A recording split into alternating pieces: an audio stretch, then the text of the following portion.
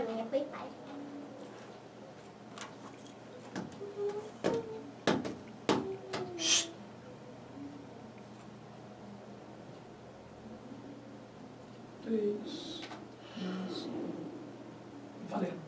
Que a graça e a paz do nosso Senhor e Salvador Jesus Cristo esteja em cada coração. Com muita alegria que nós estamos aqui para mais uma videoaula. A nossa ferramenta disponibilizada no nosso site www.adelages.com.br. E hoje nós estamos aqui para a lição de número 11, que tem como tema os gigantes da fé e o seu legado para a igreja. Nós temos muito que aprender com os exemplos deixados pelos gigantes da fé, mais conhecido como os heróis da fé, ou a galeria dos heróis da fé, de Hebreus capítulo 11.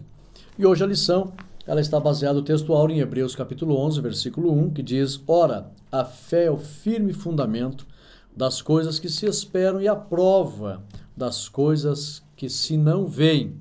E a leitura bíblica em classe está em Hebreus capítulo 1, do versículo 1 ao 8, também do versículo 22 ao 26 e do versículo 30 ao 34. A lição tem 3 partes.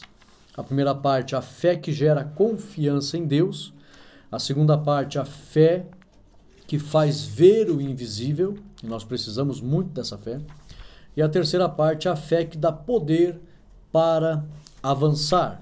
A primeira parte nos diz assim: a fé que gera confiança em Deus. Primeiro tópico, o sacrifício de Abel. Nós vamos ver aqui personagens elencados aqui pelo escritor aos Hebreus, no capítulo 11, e é claro que não todos os personagens do capítulo 11, mas nós iremos ver aqui e aprender alguns bons exemplos que estes homens gigantes na fé nos deixaram, começando por Abel, que nos diz assim: o sacrifício de Abel. Subsídio teológico: o nível de exigência moral e espiritual que Deus esperava dos primeiros seres humanos era muito elevado. Então, o nível de exigência espiritual e moral que Deus esperava dos primeiros seres humanos era elevadíssimo. Dessa forma, o sacrifício de Abel, em relação ao de Caim, foi feito com mais fé, obediência, devoção e amor. O fato de Deus ter atentado mais para o sacrifício de Abel demonstra que Caim ofereceu um sacrifício sem essas qualidades. Sem essas qualidades. Abel preparou um sacrifício com mais qualidade devido a acreditar que Deus ficaria feliz com esse sacrifício, com alto nível de espiritualidade, de obediência, de devoção, de amor. Tudo que Abel ele desejou fazer, ele fez porque sabia que deixaria Deus feliz em oferecer um sacrifício com qualidade. E Deus atentou para o sacrifício dele, visto que Caim, subentende-se, que não ofereceu sacrifício com a mesma qualidade. Por quê? Porque não teve fé. Agora eu pergunto, por que Abel ofereceu com tanta qualidade? Porque ele via pela fé Deus se alegrando com o seu sacrifício. Então ele foi um homem de muita fé. Aplicação: devemos sempre oferecer o nosso melhor para Deus, acreditando sempre que Deus irá se alegrar com nossas ofertas. Isso é fé. Então aqui, o primeiro exemplo no mundo de oferecer sacrifício a Deus com fé foi deixado por Abel. Abel, ele sabia que Deus iria se alegrar do cuidado, da obediência, da devoção, do amor, que com carinho ele preparou o seu sacrifício para entregar ao Senhor. Ele preparou tudo aquilo sabendo pela fé, isso é fé, e Deus quer ver isso no adorador, sabendo que Deus iria se alegrar. Então ele anteviu pela fé que Deus iria se alegrar. E hoje nós devemos oferecer para Deus nosso sacrifício de louvor, nossas atitudes de justiça, com fé, sabendo que Deus vai se alegrar. Se oferecer um sacrifício ou fizer alguma coisa sem fé, Deus não vai receber. Então nós temos aqui o exemplo de Abel que ofereceu com fé. Fica aí o exemplo para nós, uma grande lição. Segundo tópico, mais um grande personagem, o testemunho de Enoque. Então primeiro nós vimos Abel, que ofereceu sabendo Com muita fé, ele estava vendo que Deus se alegraria de todo aquele sacrifício, com carinho que ele estava preparando, com amor, com devoção. Então ele ofereceu com fé. Agora, Enoque. Vamos ver aqui o exemplo de Enoque. Alguns historiadores comentam que Enoque acreditava, lembrando aos irmãos antes da sequência, que isso tudo aqui é para despertar em nós a mesma fé. Se estes homens há séculos passados, há milhares de anos passados, eles agradaram a Deus com a sua fé, muito mais hoje. E isto que eles no passado não tinham a habitação plena do Espírito Santo. E nós temos. Então é possível nos dias de hoje agradarmos muito a Deus com a nossa fé e não recuarmos, não abandonarmos e não jogarmos fora esta fé que um dia foi dada aos santos. Não apostatarmos da fé. Então a lição tenta aqui fazer com que nós venhamos a ter aqui uma motivação para continuar crendo, da mesma forma que os nossos pais no passado acreditaram no Senhor, demonstrando grande fé. Então vamos lá. Alguns historiadores comentam que Enoque acreditava tanto em Deus que vivia de forma diferente de todos os homens de sua época. Ele tinha tanta confiança, ele acreditava tanto na pessoa do Senhor Deus, e isso levava ele a buscar a Deus, a querer viver com Deus, a querer buscar comunhão com Deus, a querer buscar a direção de Deus, a querer falar com Deus. Ele acreditava tanto que a vida dele era totalmente diferente das pessoas que rodeavam naquela época, que lhe rodeavam. Olha só, essa diferença na vida de Enoque era tão grande que os homens de sua época estavam procurando ocasião para matar Enoque. Tinham, não sei se por inveja ou por achar que Enoque se exaltava, queria se aparecer, ou não sei. Mas a expressão, preste atenção, a expressão para não ver a morte, de Hebreus 11:5, significa que Enoque estava correndo risco de vida. Tem muitas pessoas que pensam assim, Enoque foi transladado para não ver a morte. E eles pensam assim que se refere para ele não provar a morte, morrendo de morte natural, né, e sendo arrebatado. Não. O texto no original traz o sentido de que ele estava correndo risco de vida. Alguém estava querendo matar Enoque, devido à alta comunhão que ele tinha com Deus, por meio da sua fé. Aí Deus, então, deu esse grande livramento.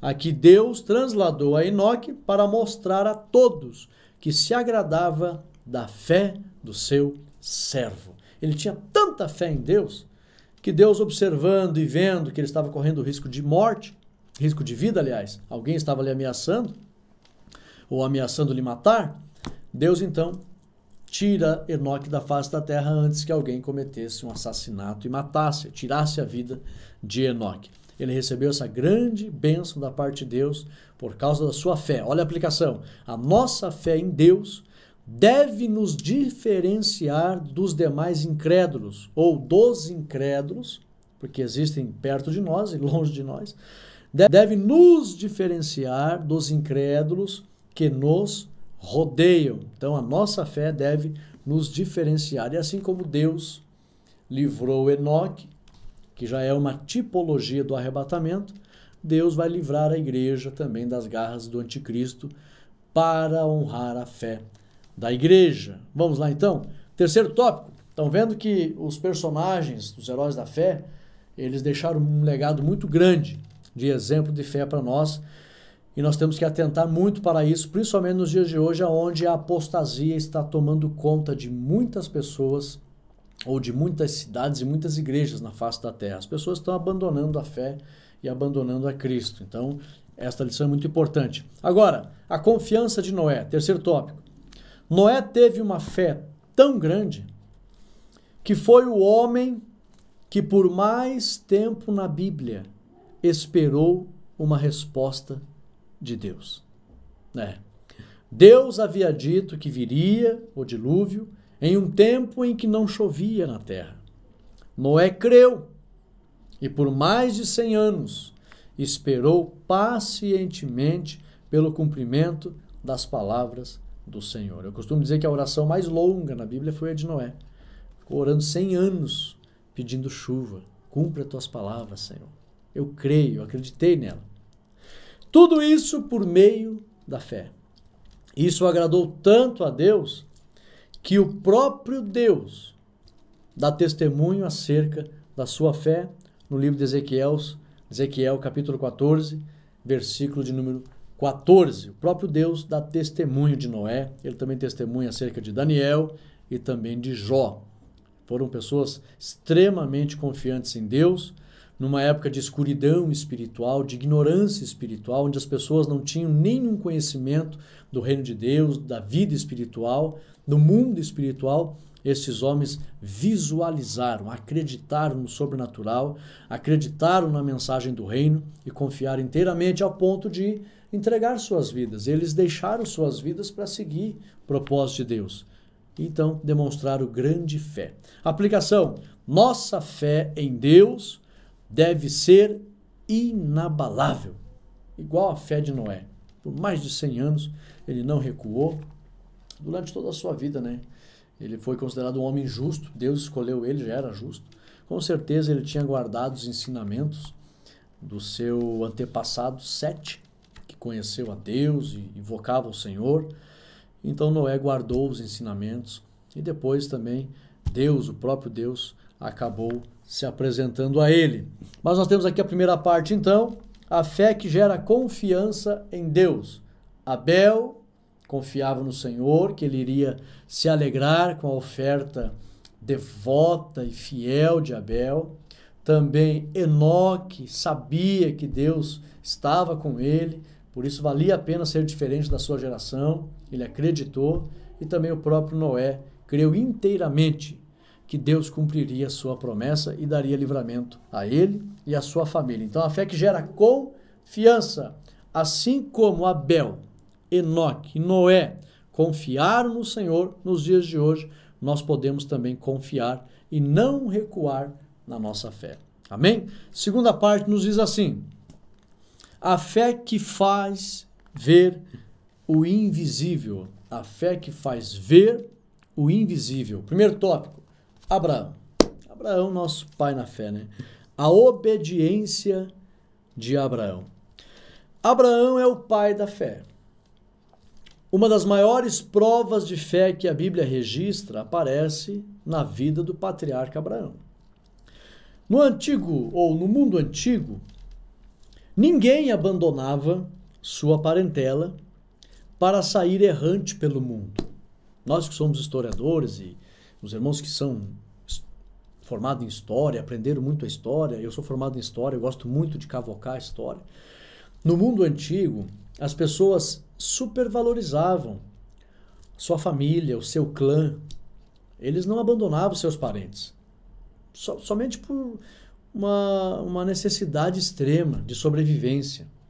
Mas do contrário, desde de berço, eles tinham uma tradição muito forte de crescerem juntos, de prosperarem juntos e de morrerem juntos.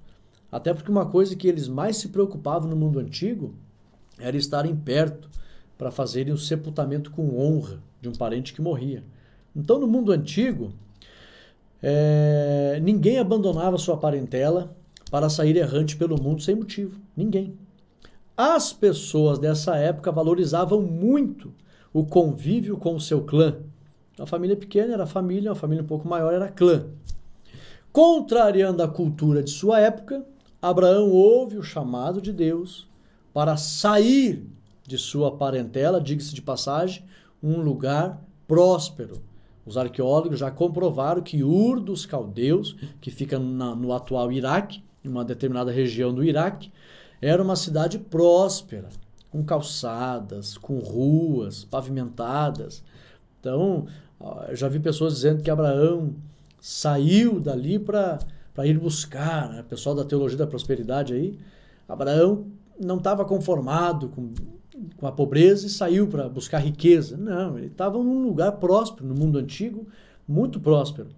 E aí então ele deixou tudo para ir sem nada, simplesmente para obedecer a Deus. Então olha só que coisa linda. Abraão, ele contrariou toda a cultura da sua época, ouve o chamado de Deus e sai da sua parentela para obedecer à voz de Deus. Outra coisa que chama atenção é que Abraão sai sem saber para onde ir.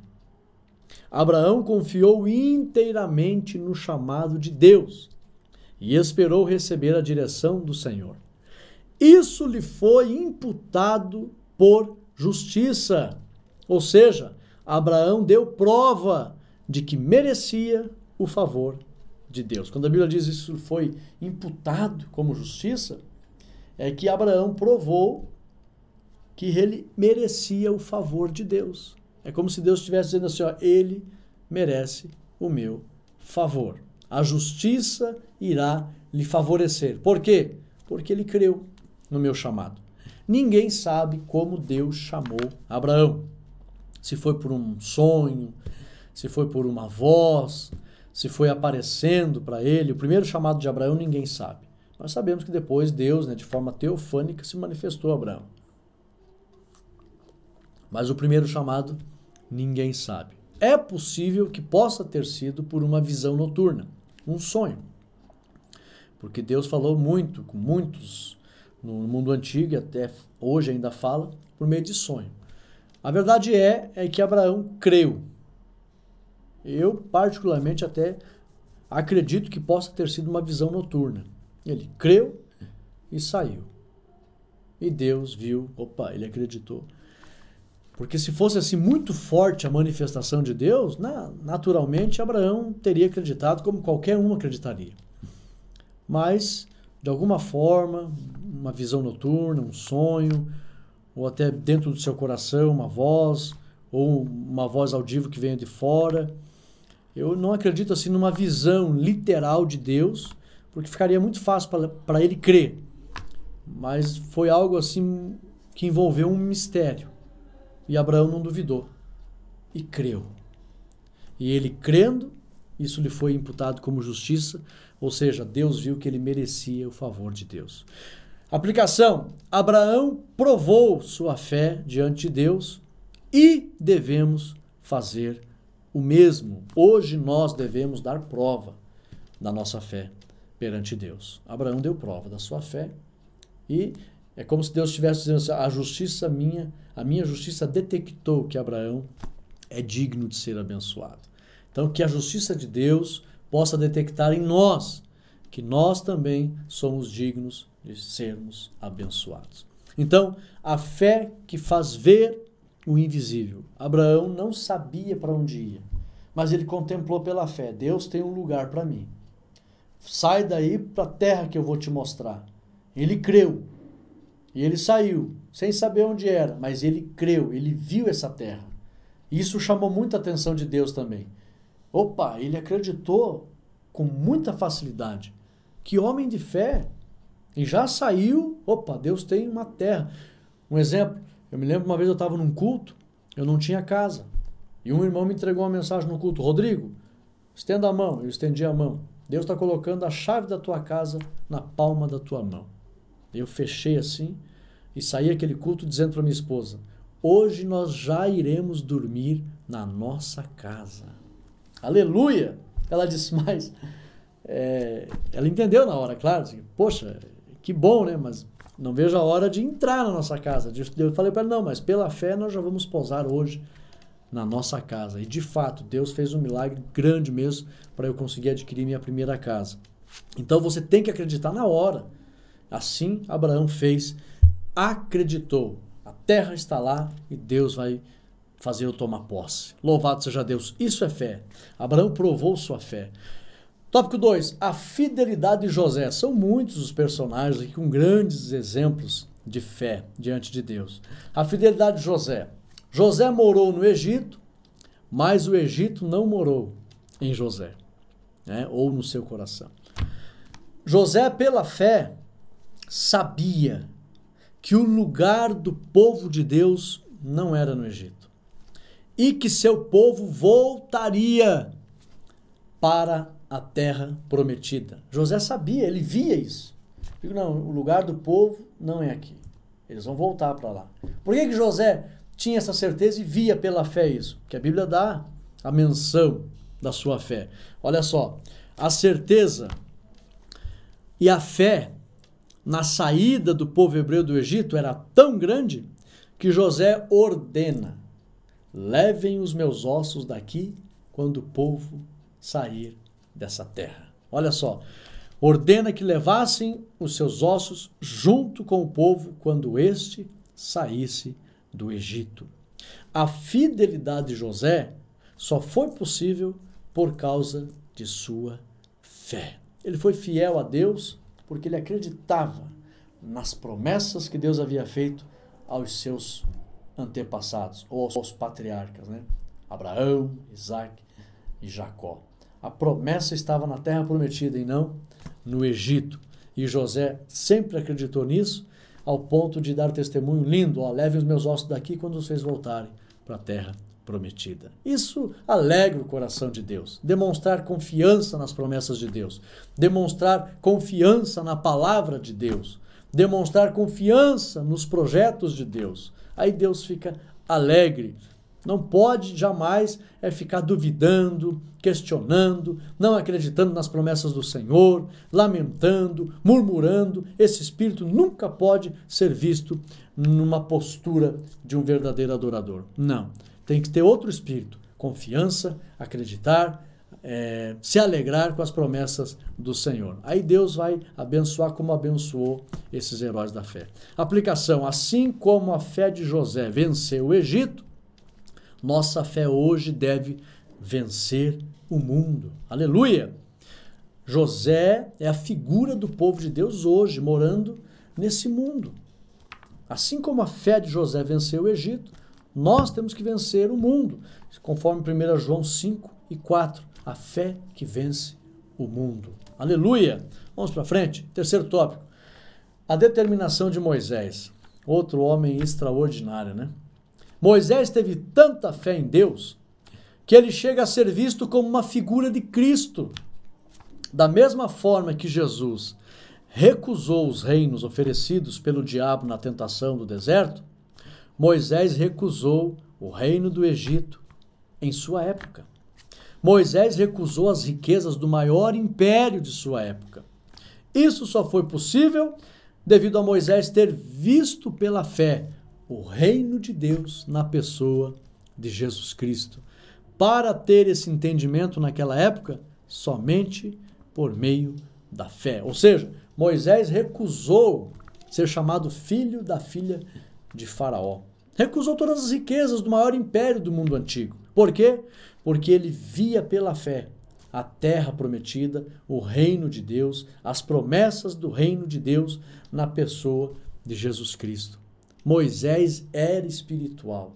Ele acreditou nas promessas futuras do reino de Deus, ao ponto de preferir ir para o deserto, sofrer com o povo de Deus. Tem até um hino que eu fiz, de autoria minha, que diz: Moisés foi tirado das águas e num berço de ouro ele se criou.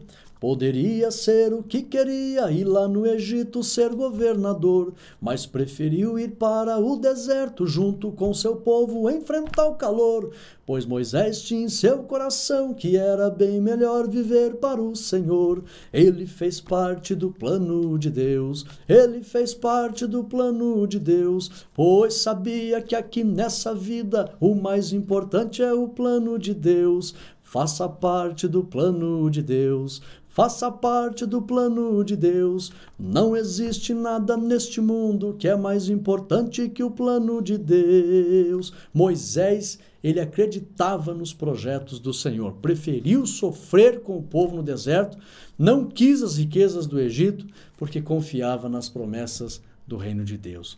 Isso é fé que agrada a Deus. Aplicação: pela fé, devemos rejeitar os prazeres pecaminosos deste mundo, a fim de não perdermos as riquezas celestiais em Cristo Jesus. Aleluia! Coisa linda, né, irmãos? Terceira parte: a fé que dá poder para avançar. Primeiro tópico: a ousadia de Josué. Subsídio teológico: Josué também extraordinário. Este homem também foi extraordinário. Olha só. Liderados por Josué, o povo de Deus seguiu as ordens do Senhor para derrubar as muralhas de Jericó.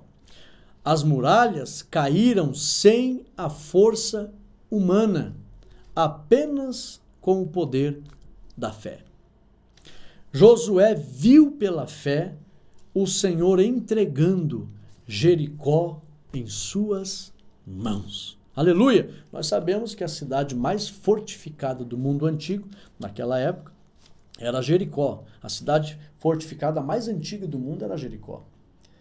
E aí então nós sabemos que o povo de Deus não tinha estrutura para derrubar aquelas muralhas, e nem de entrar lá dentro e conquistar a terra. Mas Josué viu pela fé Deus entregando aquele povo todo, os habitantes de Jericó, e também não só de Jericó, todos os cananeus, amorreus, gigazeus, heveus, heteus, jebuseus, todos os zeus, que é uma lista grande, os irmãos sabem, alguns até brincam com isso, mas ele viu todos aqueles povos sendo entregues nas mãos do povo de Deus, por Deus. Isso é fé.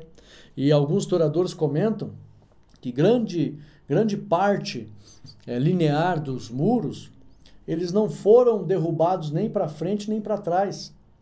A terra se abriu e o muro desceu, foi engolido. Isso que aconteceu. É por isso que a casa de Raabe, que era em cima do muro, não foi destruída. A Bíblia fala que a casa de Raabe era em cima do muro. Em uma determinada parte do muro, Raabe morava em cima. Ela ficava cuidando os que entravam na cidade, os comerciantes, era uma prostituta. E aí, devido ao fato do muro ter baixado em alguns pontos do muro, há quem diga que cabia 2 tanques de guerra em cima. Então a terra se abre, o muro desce, e a casa de Raabe, que estava em cima de uma parte do muro, não foi danificada. Mas o muro só foi derrubado, ou veio abaixo, pelo poder da fé daqueles que acreditaram. E aí eles acionaram pela fé o poder que veio do alto, e é como se tivesse achatado os muros. E os muros desceram, e o povo entrou. Quando os muros desceram, os habitantes que estavam dentro dos muros já ficaram com o coração derretido. Foi fácil para o povo entrar em batalha e dominá-los. Aplicação: a fé em Deus produz a coragem necessária para enfrentarmos as adversidades desta vida e tomarmos posse das promessas de Deus. Nós precisamos acionar a nossa coragem por meio da fé em Cristo Jesus. Tem que ter coragem para enfrentar as adversidades da vida e tomar posse das promessas de Deus. Como vamos obter essa coragem?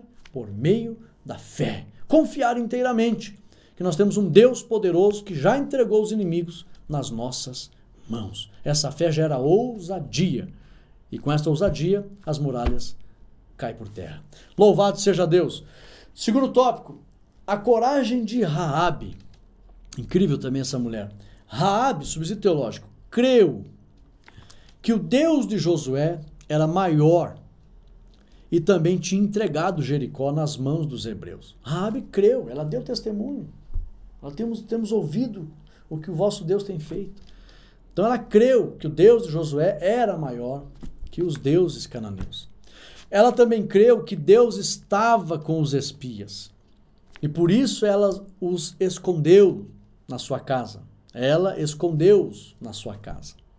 Lembra que os espias estavam ali, palmilhando a terra, chegaram, estavam sendo perseguidos já, e chegaram e ela escondeu eles ali.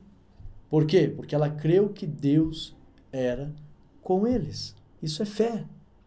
Outra coisa, além disso, Raabe, aqui que eu acho mais bonito, testemunhou aos seus familiares acerca da destruição que chegaria em Jericó e conseguiu convencê-los a aguardar o livramento que Josué lhes daria. Aqui que eu acho incrível essa mulher. Ela saiu pregando para os seus familiares. Olha, vai acontecer inevitavelmente, o juízo de Deus vai cair sobre os pecados desses cidadãos aqui da nossa cidade. Deus vai usar esse povo como juiz aqui dentro. Isso é inevitável. Então, se vocês querem ser salvos, querem se salvar, fiquem comigo lá na minha casa. Eu fiz um pacto com o general desse povo. E eu creio que ele vai nos livrar. A destruição é inevitável. Eu creio que se nós estivermos lá, ele mesmo disse, se você estiver aqui com a tua parentela, nós iremos livrar vocês. Então eu acredito nisso. E ela convenceu, diz a Bíblia, que ela convenceu todos os seus familiares a estarem dentro da sua casa quando Josué chegou. Olha o que simboliza isso. Aplicação. Raabe é símbolo da igreja gentílica, que crê em Jesus e anuncia a volta do Senhor. Isso aqui tudo tem uma simbologia em relação ao arrebatamento da igreja para os dias de hoje. Raabe representa a igreja gentílica. E hoje nós temos que trazer os nossos familiares para perto, para dentro da casa do Senhor, que a casa de Raabe ali representa um refúgio. Esse refúgio é Cristo. E hoje nós temos as igrejas, temos a palavra de Cristo, onde Jesus está no meio. Jesus disse, onde tiver 2 ou 3 reunidos no meu nome, ali eu estou no meio. Vamos trazer as pessoas para a igreja. E ainda mais, crer no sacrifício de Cristo, porque Raabe deixou um paninho vermelho na sua janela, que representa o sangue de Jesus. Aqueles hoje que estão em Cristo, são lavados pelo seu sangue, não provarão a destruição que se aproxima nesse mundo, que é a grande tribulação. E todos que crerem em Jesus, porque Josué tem até o mesmo significado, Jesus, e Josué significa Salvador. Josué é a figura de Cristo, onde Jesus vem, livra Raabe, sua família, e depois acontece a destruição. Isso é símbolo do que vai acontecer na grande tribulação. Jesus vem, arrebata a igreja, aqueles que creem no seu sangue, creem no seu nome, e aí depois vem a grande tribulação, vem a destruição. Então, tudo isso pela fé. Da mesma forma que Raabe creu, a igreja hoje deve acreditar que Josué está vindo aí, hein? Josué está vindo aí, fala para os teus parentes. Olha, Jesus está vindo aí, hein? Quer livrar a igreja e vai haver grande destruição nesse mundo. Use essa mensagem, irmãos. Até tem uma mensagem que eu prego, que é missionários como Raabe, em congressos de missão, culto de missão. Raabe foi uma grande missionária. Ela tinha uma mensagem nos seus lábios. E hoje nós temos que ter essa mensagem.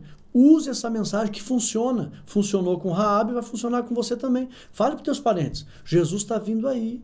Quer salvar e livrar a igreja e haverá grande destruição nesse mundo. Grande tribulação. E isso vai funcionar e os teus parentes vão desejar também receber esse livramento. Aleluia! Tudo pela fé. Coisa linda. Terceiro tópico. O heroísmo de Gideão. Gideão também incrível. Olha só, um dos maiores atos de coragem registrado na Bíblia foi o de Gideão. Gideão teve fé em Deus ao ponto de quebrar os ídolos dos seus familiares, coisa que no mundo antigo quase ninguém fazia isso. Derrubar, quebrar os ídolos familiares? Não, tem que ter muita confiança que existe um Deus maior. E Gideão fez isso. Crendo apenas no Deus dos patriarcas. Também Gideão foi para a batalha, aqui foi um dos maiores atos de coragem no mundo antigo. Foi para a batalha contra os midianitas com um exército muito menor que o exército inimigo.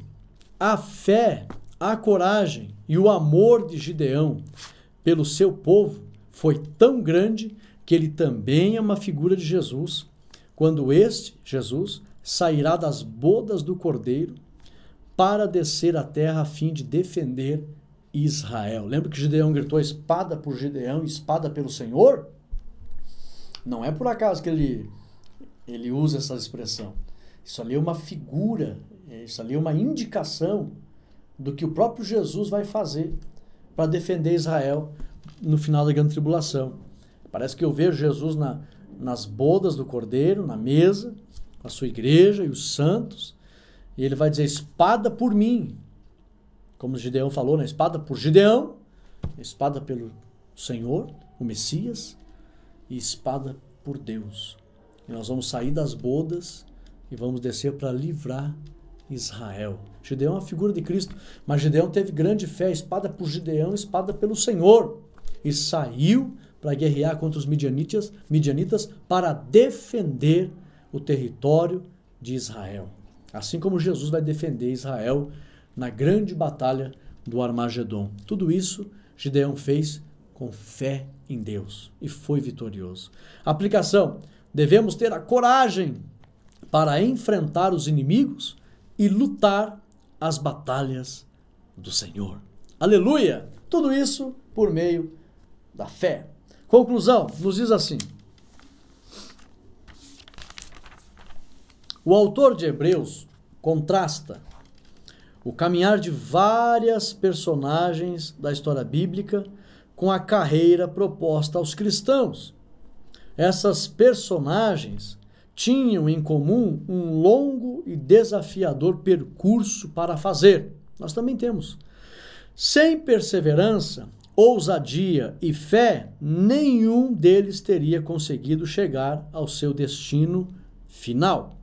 A única forma de não retroceder é caminhar com fé. Que conclusão linda!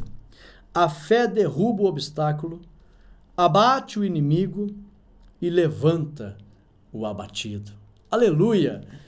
Guarde bem esta mensagem no teu coração, nunca deixe ninguém tirar a fé que uma vez foi dada aos santos do teu coração e que você permaneça inabalável diante do Senhor.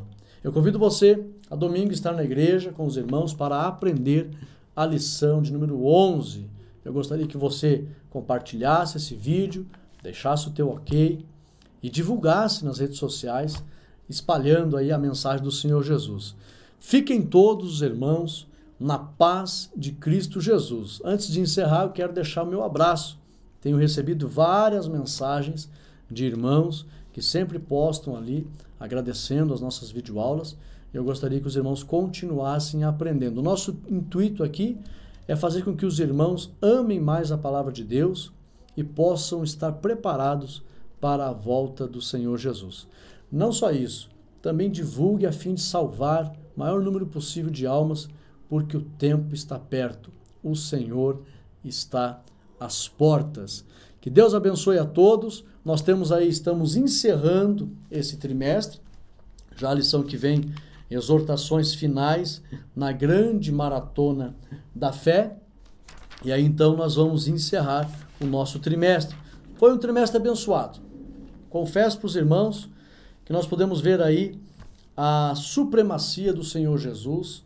Nós estamos vivendo uma época em que as pessoas estão, muitos, abandonando a fé no Senhor Jesus. Nós podemos aí fortalecer a nossa fé com todas essas 12 lições trazidas aí pelo pastor José Gonçalves, e louvamos a Deus pela CPAD, pela Casa Publicadora da Assembleia de Deus, por causa desses ensinos maravilhosos que têm sido as lições da Escola Bíblica Dominical.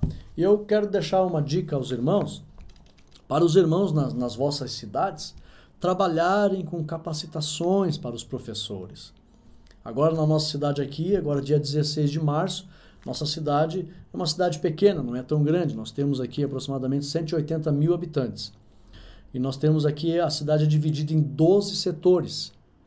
Então, já preparei no primeiro semestre a capacitação para todos os setores.